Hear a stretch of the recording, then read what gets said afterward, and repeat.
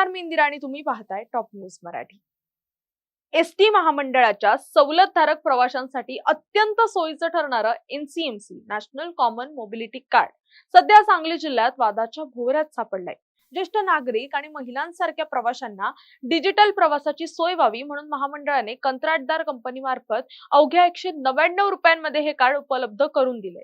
यासाठी कंपनीने राज्यात 3000 हून अधिक एजंट नेमले असून ते बस स्थानक आणि गावागावात शिबिरं घेऊन कार्डचं वाटप करतायत। मात्र परिवहन मंत्री आणि कंत्राटदार कंपनीने प्रवाशांची लूट करणाऱ्यांवर कडक कारवाईचा इशारा दिलेला असतानाही सांगली जिल्ह्यात 220 रुपयांपासून ते थेट 400 रुपयापर्यंत जादा रक्कम उकळली जाते। सांगली बसस्थानकातील एका एजंटवर काही दिवसांपूर्वी कारवाई होऊ नये इतर भागातील एजंट अजूनही निर्धास्तपणे प्रवाशांची आर्थिक फसवणूक करतायत।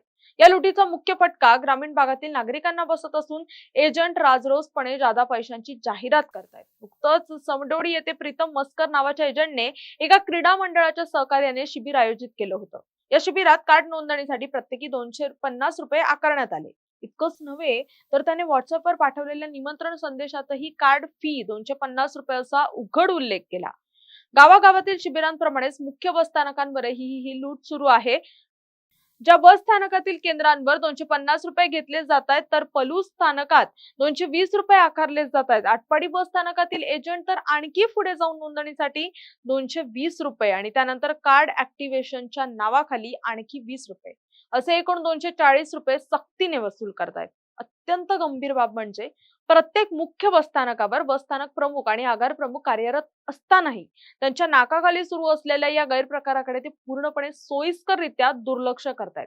त्यामुळे एजंटचं धाडस आणखी वाढलंय। या डिजिटल व्यवस्थेत पारदर्शकता येण्याऐवजी प्रवाशांची फसवणूक होत असल्याने तीव्र संताप व्यक्त केला जातोय। प्रवाशांनी ही लूट थांबवण्यासाठी जागरूक राहणं गरजेचं असून कार्डची अधिकृत किंमत फक्त 199 रुपयेच आहे हे लक्षात ठेवावं। कोणताही एजंट यापेक्षा जास्त पैशांची मागणी करत असल्यास प्रवाशांनी तात्काळ आगार प्रमुखांकडे किंवा एसटी महामंडळाच्या तक्रार निवारण केंद्राकडे याची लेखी तक्रार नोंदवणं आवश्यक आहे, तरच या एजंटगिरीला लगाम बसेल। तुर्तास या व्हिडिओ तिथेच थांबूया। तोपर्यंत पाहत राहा टॉप न्यूज मराठी, आपला महाराष्ट्र आपली बातमी।